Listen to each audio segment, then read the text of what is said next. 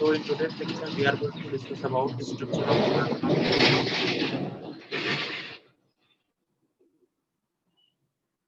So we are talking about today structure of plasma membrane. So what is plasma membrane? Can anyone please tell? You can unmute yourself and answer the question. तो सेलला protect करण्याचं काम करतो. सेलला protect करण्याचं काम करतो. Okay. प्रतिभा सेलला protect करण्याचं काम करतं. आणखी काय काम करतं? प्लाझ्मा मेम्ब्रेन म्हणजे काय? सिंपलच्या लँग्वेज मध्ये सांगायचं आहे आपल्याला. So we are talking outer wall about, of cell. yes, outer wall of cell. So we are talking about plasma membrane. तुमचं बोलणं झाल्यावरती स्वतःला म्यूट करून घ्यायचं स्वतःच, नाहीतर मी तर इथून म्यूट करणार. तुम्हाला काही प्रॉब्लेम आला किंवा मी काही क्वेश्चन विचारला तर मला पुन्हा पुन्हा अनम्यूट करावं लागेल तुम्हाला. So plasma membrane is a outer layer of cell. बरं, आपण म्हटलं होतं की plasma membrane is a outer layer of cell, आणि सेलच्या बाहेर लेयर असणारी, सेलच्या बाहेर एक प्रोटेक्टिव्ह कव्हरिंग असणारी जी लेयर आहे त्याला आपण प्लाझ्मा मेम्ब्रेन म्हणतो. पण सेलमध्ये काही ऑर्गॅनेल्स प्रेझेंट असतात, सेलमध्ये खूप साऱ्या ऑर्गॅनेल्स प्रेझेंट असतात, त्यांच्यावर सुद्धा एक ऑर्गॅनेलची मेम्ब्रेन प्रेझेंट असतं, त्यांच्यावर सुद्धा काही मेम्ब्रेनस स्ट्रक्चर प्रेझेंट असतं. तर त्याचं स्ट्रक्चर आणि प्लाझ्मा मेम्ब्रेनचं स्ट्रक्चर हे जवळजवळ रिसेंबल करतं. म्हणून आपल्याला एक युनिट स्ट्रक्चर शिकायचं आहे, प्लाझ्मा मेम्ब्रेन, ज्याचं कंपोजिशन हे सेल ऑर्गॅनेलच्या ज्या लेयर आहे, सेल ऑर्गॅनेलच्या ज्या मेम्ब्रेन आहे त्याच्याशी थोडं रिसेंबल करेल. So the unit we have to discuss is plasma membrane. So plasma membrane is uniquely organized. It is mainly made up of lipids and it is made up of proteins. So the main composition of plasma membrane is what? It is made up of lipid and it is made up of protein. So let's talk about some basics of lipid. आता आपण basics बघतोय, त्यानंतर जेव्हा आपण theory चालू करू, actual जेव्हा आपल्या स्क्रीनवरती रायटिंग मध्ये दिसेल तेव्हा तुम्हाला सगळे कॉन्सेप्ट क्लिअर होतील. तर तुर्तास आपण एक सिंपलचा एक कॉन्सेप्ट क्लिअर करून घेऊया की लिपिडचं नेचर कशा पद्धतीचं असतं, प्लाझ्मा मेम्ब्रेनचं नेचर कशा पद्धतीचं असतं. So lipids R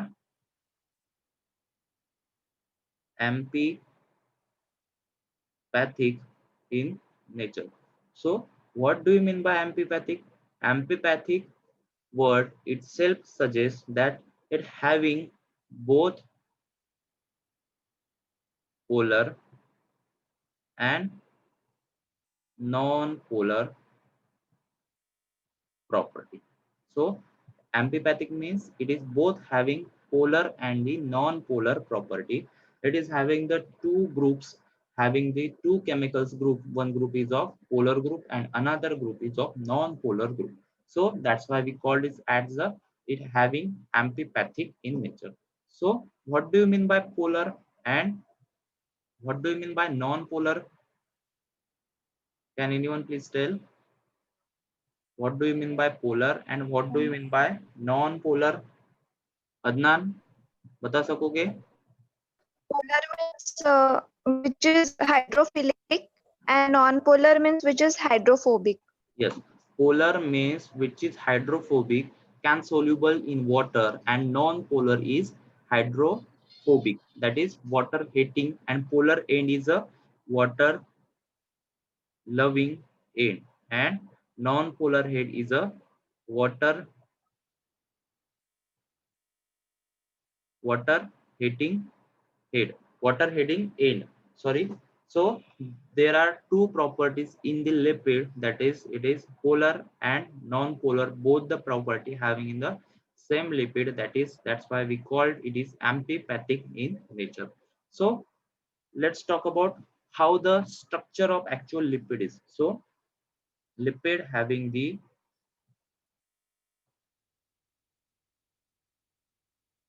head, lipid having the head and lipid having the tail. Somewhat fatty acid चेनचं जे स्ट्रक्चर असतं त्याच्यापासून एक टेल लाईक स्ट्रक्चर बनतं त्याला आपण टेल म्हटलं. So there is a polar head and there is a non polar tail. सिंपलचा बेसिकचा स्ट्रक्चर आपण बघतोय लिपिडचं. लिपिडचं कंपोजिशन कशा पद्धतीने असतं ते आपण पुढे पुढे बघूया. पण तुर्तास इतकं लक्षात घ्यायचं आहे की प्लाझ्मा मेम्ब्रेन मध्ये प्रेझेंट असणारे लिपिड हे अँफिपॅथिक नेचरचे असतात. त्यांच्याकडे दोन कॅरेक्टर असतात, त्यांच्याकडे दोन्ही प्रॉपर्टी असतात. They are polar and non polar both. So the head is polar and the tail is non-polar. It means that polar म्हणजे काय होतं, वॉटर लव्हिंग, म्हणजे तो कोणत्या साईडला असेल. आपण म्हटलं होतं की सेल मध्ये, बॉडीच्या टिश्यू मध्ये मॅक्सिमम अमाऊंट ऑफ वॉटर हे प्रेझेंट असतं. मग पोलर हेड कुठे प्रेझेंट असायला पाहिजे, की आउटसाइड की इनसाइड प्लाझ्मा मेम्ब्रेनच्या. जर आपण अशी प्लाझ्मा मेम्ब्रेन कन्सिडर केली आणि आपण म्हटलं की प्लाझ्मा मेम्ब्रेन मध्ये लिपिडचं कंपोजिशन आपलं आहे. So this is our plasma membrane and this is inside of the cell and this is outside of the cell. आपण म्हटलं की सेलच्या आउटसाइडला खूप जास्त प्रमाणात वॉटर आहे. आपलं सेलच्या खूप जास्त प्रमाणात सेलच्या आउटसाइडला वॉटर आहे. सो पोलर हेड कुठे असेल, मग इथे वॉटर आहे. Polar head is water loving. So polar is where, polar end is where, outside और Outside. आउटसाइड. पोलर हेड हा Outside. आउटसाइड असतो आणि सेलच्या इनसाइड सुद्धा असतो. तो कशा पद्धतीने असेल सेलच्या इनसाइड, अशा पद्धतीने आपल्याला दिसेल, कारण की सेलच्या आतमध्ये, सेलच्या सायटोप्लाझम मध्ये सुद्धा अबंडंट अमाऊंट ऑफ वॉटर हे प्रेझेंट आहे. सो आता नॉन पोलर टेल आतमध्ये का बरं लपलेला आहे, कारण की तो वॉटरला हेट करतो. It is hydrophobic. Hydrophobic, phobia म्हणजे भीती वाटणे, त्याला पाण्याची भीती वाटते. तो आउटसाइड सुद्धा राहू शकत नाही आणि इनसाइड सुद्धा राहू शकत नाही. तो प्लाझ्मा मेम्ब्रेनच्या आतमध्ये असा लपलेला असतो, त्याचा वॉटरशी कॉन्टॅक्ट नसतो. That's why we called it as a non polar tail. तर अशा प्रकारे काहीतरी आपल्याला स्ट्रक्चर आपल्याला दिसणार आहे. बघूया ते कसं कसं असतं, काय काय असतं.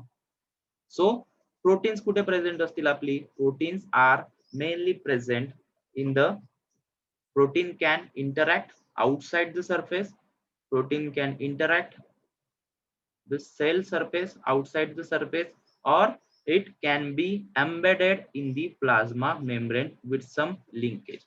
So protein can be embedded in the plasma membrane. अशा पद्धतीने ते प्रोटीन प्लाझ्मा मेम्ब्रेनच्या आतमध्ये दबलेले लपलेले असू शकतात आणि त्यांचे कोणते कोणते टाइप आहेत ते आपण बघणार आहोतच.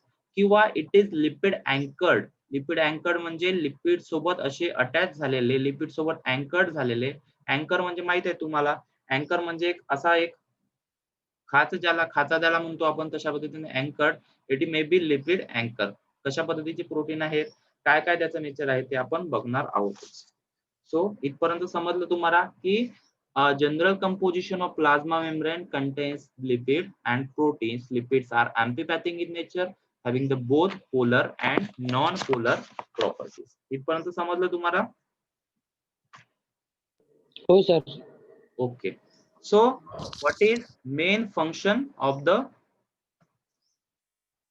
this plasma membrane? So main function of the plasma membrane, आपण म्हटलं होतं plasma membrane is a outside of, म्हणजे काय करतं ते, it separates cytoplasm from the surrounding. It is outer covering of the cell. समजा if we consider a cell, this is our cell, then the plasma membrane is outer layer of cell. So this is our plasma membrane denoted in red color. So this is our plasma membrane and inside the cell we have a cytoplasm. What is cytoplasm?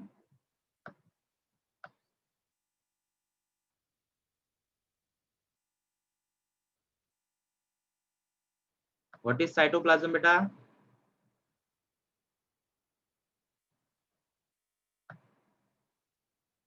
So we have a cytoplasm here. So what is the main function of plasma membrane? की it separates cytoplasm from the surrounding. आपल्याला माहिती आहे की सेलच्या आत अवतीभोवती खूप सारे अदर सेल सुद्धा असू शकतात. खूप सारे अदर सेल्स असू शकतात, because tissue is a group of cells. असे खूप सारे सेल्स एका सेलच्या भोवती असू शकतात आणि या दोघांच्या मध्ये काहीतरी एक्स्ट्रा सेल्युलर फ्लुइड प्रेझेंट असतं. So we have a extra cellular fluid present here. So plasma membrane mainly it separate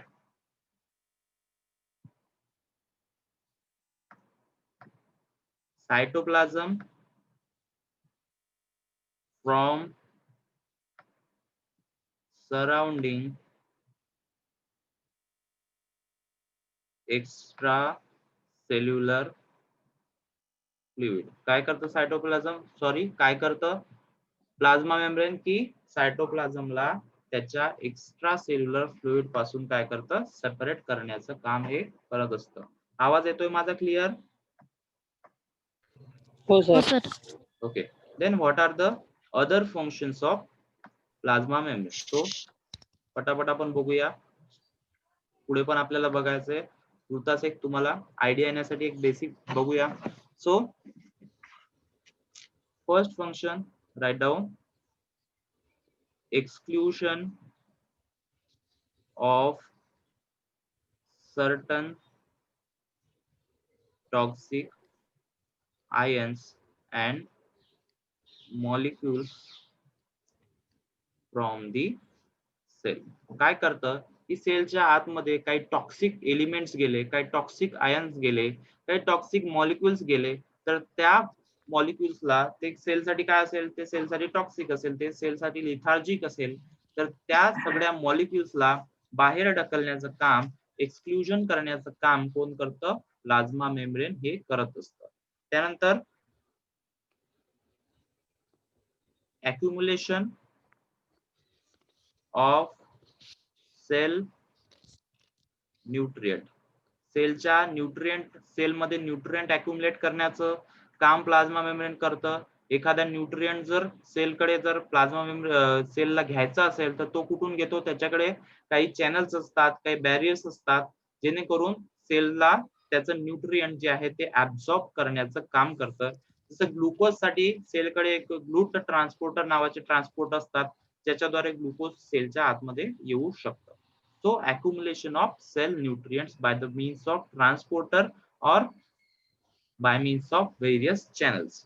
So energy transduction, energy transduction, energy सेलला energy जर लागली असेल तर ATP molecules in the form of ATP molecules cell energy transduction करण्याचं काम करतं by means of plasma membrane. Then cell plasma membrane also help in the cell locomotion. सेलला एका ठिकाणावरून दुसऱ्या ठिकाणी जर जायचं असेल, many bacteria or many pathogens having some locomotory organs on their plasma membrane. That's why plasma membrane helps in the cell locomotion also. It also helps in reproduction by the means of mitosis or meiosis. Plasma membranes also takes place in the process of reproduction. Then signal transduction. Signal transduction means plasma membrane having various receptors on their surface, by means of they can accept some signaling molecules and they can send the signal inside the cell by which cell act upon that signal. त्या signal वरून sale मग action करेल. Plasma membrane वरती various receptors हे present असतात, त्याद्वारे signal ट्रान्सडक्शन करण्याचं काम हे प्लाझ्मा मेम्ब्रेन करत असतं. आता हे रिसेप्टर काय आहेत? हे रिसेप्टर सुद्धा प्रोटीन नेचरचे आहेत, हे काही वेगळे नाही आहेत, हे सुद्धा प्रोटीन नेचरचे आहेत. लिपिड आणि प्रोटीन आणि carbohydrate, some sort of carbohydrate वगळता प्लाझ्मा मेम्ब्रेन मध्ये दुसरं काहीच प्रेझेंट नसतं. Signal transduction and interaction with molecules of other cells. दुसऱ्या सेल्सच्या मॉलिक्यूल सोबत इंटरॅक्शन करण्याचं काम सुद्धा प्लाझ्मा मेम्ब्रेन हे करत असतं. सो बेसिकली आपण म्हटलं की प्लाझ्मा मेम्ब्रेन सेलचं सराउंडिंग आहे. ज्याप्रमाणे सेलला एक आउटर कव्हरिंग आहे, त्याप्रमाणे सेल ऑर्गेनेलला सुद्धा त्यांची मेम्ब्रेन असतं.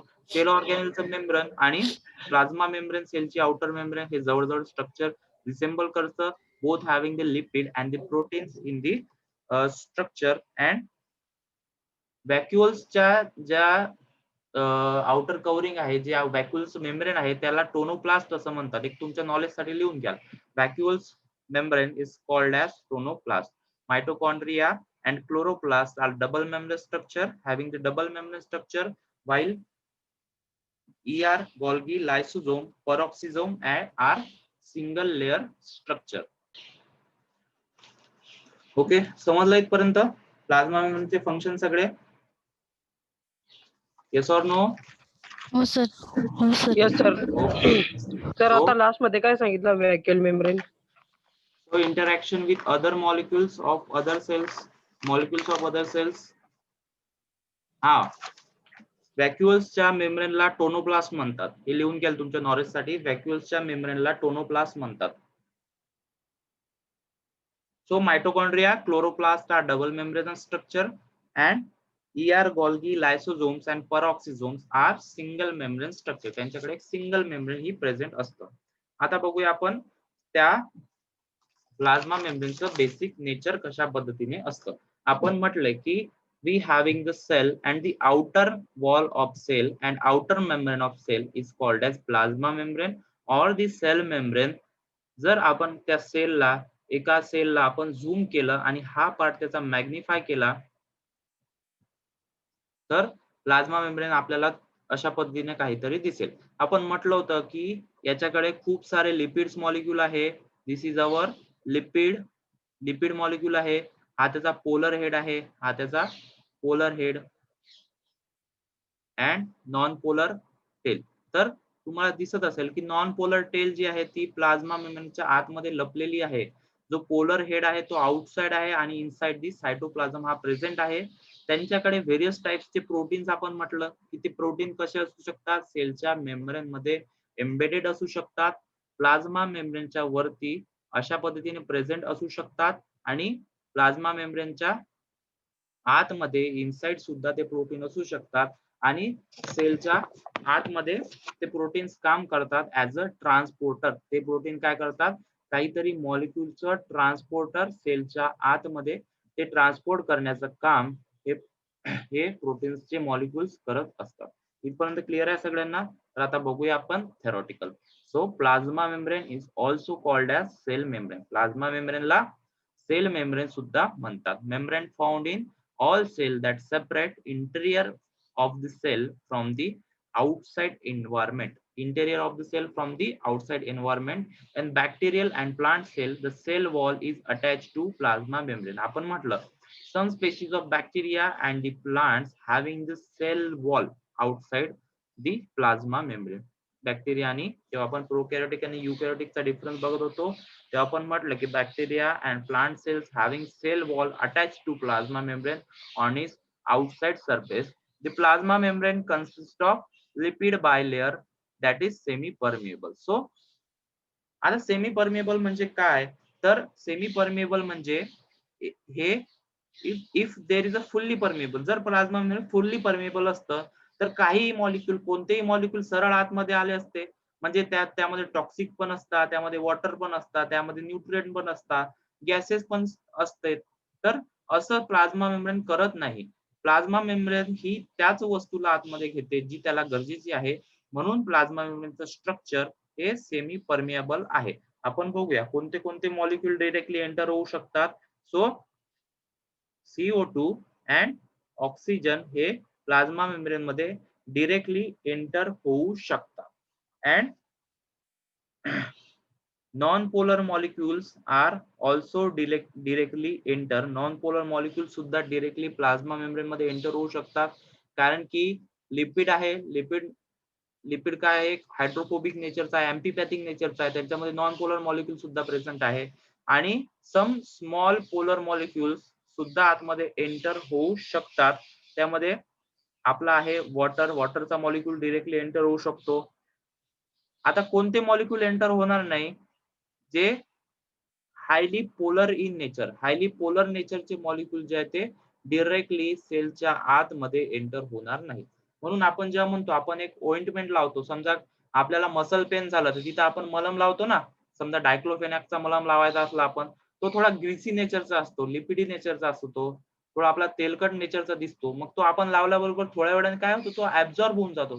तो का बरं ऍब्झॉर्ब होतो डिरेक्टली? कारण की तो नॉन पोलर नेचरचा आहे. तर तो काय करेल, तो ऑइंटमेंट काय करेल, डिरेक्टली आपल्या मसल्स कडे जाईल आणि तिथे ते मेडिसिन डिलिव्हर करण्याचं काम करेल. सो सिंपलचा एक आपण कॉन्सेप्ट बघितला की non polar molecules are directly enter and polar molecules are impermeable to the lipid bilayer. So plasma membrane regulate the transport of material entering and exiting the cell. So plasma membrane कडे खूप सारे transporters असतात. Transporters म्हणजे सेलच्या आतमध्ये घेऊन जाणारे काही गेट्स तिथे प्रेझेंट असतात. त्या गेट्स कडे तेवढी कॅपॅसिटी असते की तो स्पेसिफिक मॉलिक्यूल सेलच्या आतमध्ये पाठवू शकेल. They having the various transporters and various channels. जर एखादा पोलर मॉलिक्यूल इम्पॉर्टंट आहे सेलसाठी, तर तो पोलर मॉलिक्यूल आपल्याला सेलच्या आतमध्ये पाठवायचा आहे. Glucose is polar in nature, it is water soluble in nature. तर ग्लुकोजला सेलच्या आतमध्ये पाठवायचं आहे, तर त्यासाठी ट्रान्सपोर्टर यूज केलं जातं. ग्लूट ट्रान्सपोर्टर ज्याला आपण म्हणतो, GLUT. एवढं काही डिटेल मध्ये तुम्हाला बीएससी लेवलवरती लक्षात ठेवायची गरज नाही, पण बघून घ्या तुम्ही की ग्लूट ट्रान्सपोर्टर काय करतं की ग्लुकोज साठी परमेबल असतं. ते इथे काय करतं, एक स्पेसिफिक मॉलिक्यूल ग्लुकोजला आतमध्ये घेऊन जातं, स्पेसिफिक ट्रान्सपोर्टर जे अलाउ करतं ग्लुकोजला सेलच्या आतमध्ये जाण्यासाठी. सो काही पोलर मॉलिक्यूल जे इम्पॉर्टंट आहे, with the help of transporter they can enter inside this cell. So सगळ्यात important, plasma membrane is semi permeable, it is not fully permeable. इथपर्यंत क्लिअर आहे सगळ्यांना? Yes or no? Yes, sir. Yes, sir. Okay. So cell membrane, also known as plasma membrane or cytoplasmic membrane, and historically referred as plasmalemma. Plasmalemma सुद्धा त्याला म्हणत होतो आपण. It is semi-permeable membrane of the cell that surrounds and encloses its contents of cytoplasm and nucleoplasm. सायटोप्लाझमला outer surrounding शी separate करण्याचं काम करतं हे प्लाझ्मा मेम्ब्रेन. सो आपण काही स्ट्रक्चर आपण बघितलं होतं की it is made up of phospholipid by layer. Phospholipid means it is type of lipid. Phospholipid by layer, by layer म्हणजे दोन लेयरचं बनलेलं आहे. लिपिडच्या दोन लेयर पासून हे बनलेलं आहे. आपण इथे दिसतंय तुम्हाला, this is our first layer which is outside polar head and this is second layer which is having inside the polar head. त्यांच्याकडे inside polar head आहे. So cell membrane कडे various types of molecules present असतात. त्याला आपण protein म्हटलं. It is having protein and some sort of carbohydrate also present which play important role in the signaling. Some globular proteins also present outside the plasma membrane. Protein channels are present which is help in the transporter. मगाशीच बघितलं आपण, ग्लुकोजला transport करण्यासाठी GLUT ट्रान्सपोर्टची requirement असते. Some sterols molecules हे काय करतात, कोलेस्टेरॉलचे मॉलिक्युल्स असतात, हे मेम्ब्रेनची फ्लुइडिटी मेंटेन करण्याचं हे फंक्शन करत असतं. कसं काय करतं काम की कोलेस्टेरॉल कडे काही स्पेसिफिक कॅरेक्टर असते ज्याच्यामुळे सेलची फ्लुइडिटी ही मेंटेन होते. म्हणजे सेल कशा पद्धतीने फ्लक्च्युएट होईल, कशा पद्धतीने त्याचं फ्लक्च्युएशन होईल, हे कोलेस्टेरॉलच्या मदतीने प्रेझेंट असते. Presence of cholesterol is a peculiar character of animal cell plasma membrane. Cholesterol हे फक्त ॲनिमल सेलच्या प्लाझ्मा मेम्ब्रेन मध्ये प्रेझेंट असतात, लक्षात घ्यायचे तुम्हाला. त्यानंतर ग्लायकोलिपिड्स प्रेझेंट असतात. Lipids having the glucose molecules. Carbohydrate जर लिपिड सोबत जोडला तर that is glycolipid. Surface proteins are present various and some filaments of cytoskeleton attach with the inside side of the plasma membrane that gives the rigid structure to plasma membrane. Some alpha helix protein, helical म्हणजे अशा पद्धतीने twisted झालेले काही proteins असतात जे की channels म्हणून act करतात. काही मॉलिक्युल्सला डिरेक्टली आतमध्ये जर घ्यायचं असले तर त्याच्यासाठी एक चॅनल्स बॅरियर्स म्हणून इथे दिसतंय ना तुम्हाला, एक डिरेक्टली मॉलिक्युल एंटर होऊ शकतो. तर ते करण्याचं काम करतं. Some peripheral protein, some proteins are present inside the cell. तर अशा पद्धतीने कॉम्प्लेक्स आणि समजायला सिंपल असं स्ट्रक्चर आपल्या प्लाझ्मा मेम्ब्रेनचं आहे. क्लिअर आहे सगळ्यांना? फॉस्फोलिपिड कडे म्हटलं आपण हायड्रोफोबिक हेड आहे आणि हायड्रोफिलिक हेड आहे आणि हायड्रोफोबिक टेल आहे. Head is polar in nature and hydrophobic is non polar in nature. Clear आहे सगळ्यांना? Yes or no? Yes, sir. Yes, Okay. sir. So what is the main difference between the prokaryotes and eukaryotic plasma membrane? तुम्हाला माहिती आहे की प्रोकॅरियोटिक्सच्या plasma membrane सोबत cell wall ही attach असते. In some eukaryotics also cell wall is present आणि त्यांच्याकडे फ्लॅजेलम जे मोमेंटम साठी लोकोमोशन साठी काम करतात ते सुद्धा प्रेझेंट असू शकते. आणि in some prokaryotics there is capsule also present. आपण दिसलं इथे तुम्हाला की ब्ल्यू कलरचं स्ट्रक्चर काय आपलं एक सेल वॉलचं स्ट्रक्चर आहे जे की प्लाझ्मा मेम्ब्रेनच्या आउटसाइड आपलं प्रेझेंट आहे. So the cell membrane controls the movement of substances and in and out of the cell organelle. In this way, it is selectively permeable to ions and inorganic molecules. In addition, cell membranes are involved in various cellular processes such as cell adhesion. एका sale सोबत जर दुसऱ्या सेलला attach करायचं असेल तर ion conductivity, काही ion सेलच्या आतमध्ये घ्यायचे असले तर, अँड सेल सिग्नलिंग अँड सर्व as attachment surface for several extracellular structure including the cell wall. Cell wall सुद्धा त्याला अटॅच होऊ शकते in case of plants and some bacteria. So this is our basic structure of cell wall. So आपल्याला आता plasma मेम्ब्रेनचं structure शिकायचं आहे. तर ते स्ट्रक्चर शिकत असताना सिंगर अँड निकोलसनचं एक मॉडेल शिकायचं आहे जे की वाईडली ऍक्सेप्टेड मॉडेल आहे आणि डॅवसन डॅनिली मॉडेल ऑफ प्लाझ्मा मेम्ब्रेन हे आपल्याला शिकायचं आहे. So what is the main difference between Dawson-Danelli model of plasma membrane and fluid mosaic model of Singer and Nicholson? So we are going to start the Dawson-Danelli model of plasma membrane.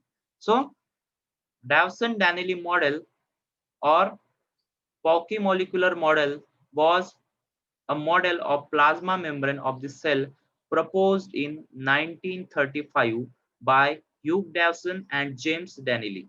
या दोन सायंटिस्टनी 1935 मध्ये हे आपल्याला plasma मेम्ब्रेनचं एक specific model दिलं. लक्षात घ्यायचंय electron मायक्रोस्कोपच्या इन्व्हेन्शनच्या आधी विदाउट युझिंग इलेक्ट्रॉन मायक्रोस्कोप त्यांनी प्लाझ्मा मेम्ब्रेनचं हे स्ट्रक्चर आपल्याला सांगितलं होतं. म्हणजेच यांच्या स्ट्रक्चर मध्ये काहीतरी फ्लॉज आपल्याला दिसायला मिळतील. So this model describe a phospholipid bilayer. त्यांनी सुद्धा सांगितलं की plasma membrane is made up of phospholipid bilayer that lies between two layer of globular protein. आतापर्यंत जे काही आपण स्ट्रक्चर बघितले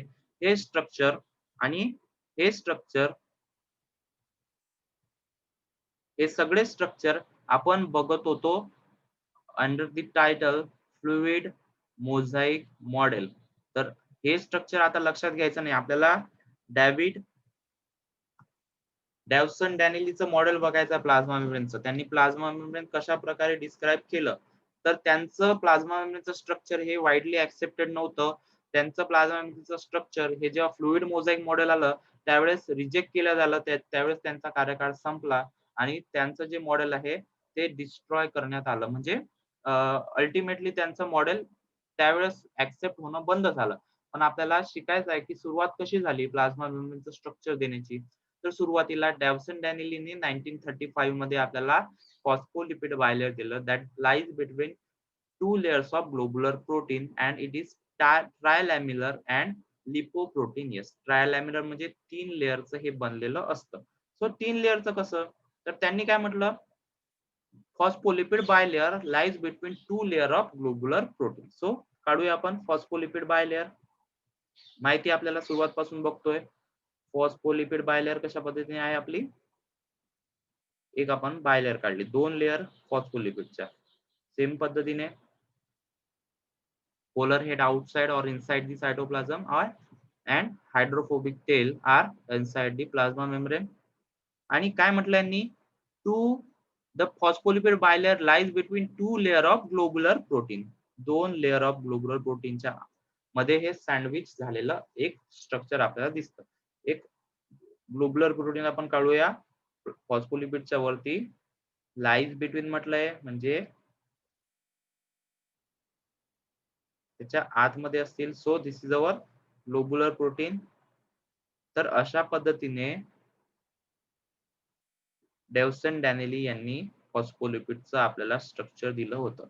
so this is naturally not present. अशा पद्धतीने काही स्ट्रक्चर आपल्याला सेलमध्ये दिसतं नसतं. त्याने ते एक प्रेडिक्शन्स आपल्याला दिलं की फॉस्फोलिपिड बायलेयर अशा पद्धतीने असू शकतात. सो इथे तुम्हाला स्क्रीनवरती दिसतंय sandwich model of cell membrane by Davson and Danielli. So त्यांचं म्हणणं असं होतं की त्या लिपिडच्या बायलेअर जे आहे त्या प्रोटीनच्या लेअर मध्ये सँडविच झालेला आहे. आपण सँडविच मध्ये काय करतो, सँडविच बनवताना दोन ब्रेडचे तुकडे आपल्याकडे असतात आणि त्याच्या आतमध्ये काहीतरी व्हेजिटेबल टाकतो आपण किंवा काही चटणी वगैरे टाकायची असते ते टाकतो आणि त्या दोघांना पॅक करतो आणि ते नंतर खातो. त्याच पद्धतीने इथे काय केलं, इथे एक प्रोटीनची लेअर आउटसाइड दिलेली आहे त्याची आणि इनसाइड त्याच्या प्रोटीनची लेअर दिलेली आहे.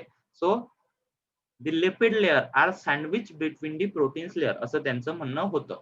So this is hydrophilic zone and this is hydrophobic zone असं त्यांचं म्हणणं होतं. तर this model is not accepted nowadays. So एक पुन्हा एक डायग्राम बघूया की त्यांनी काय म्हटलं की globular proteins and hydrophobic lipid molecules are sandwich between the globular protein. Globular protein मध्ये काय असतात, लिपिड मॉलिक्युल्स आपले सँडविच झालेले असतात. तर अशा पद्धतीने काहीतरी डेव्हसन डॅनेलीने आपलं मॉडेल दिलं होतं. So what are the key features of Davson Danielli. आपण एक